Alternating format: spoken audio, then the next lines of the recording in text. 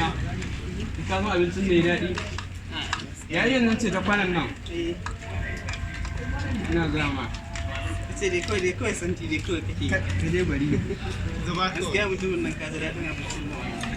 Allah ko to yayin da kake wannan zance haka kawai kana famin santi amma kaga bari mu rage bayan Allah na kuma su zan taba gaskiya ne hakan ma yayi what Allah ya sa